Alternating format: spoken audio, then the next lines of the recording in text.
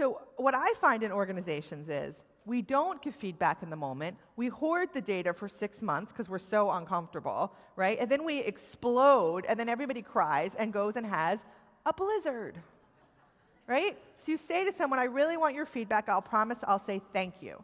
Now let's talk about thank you. When you give somebody bad news or what they perceive as bad news, is the response you typically get thank you?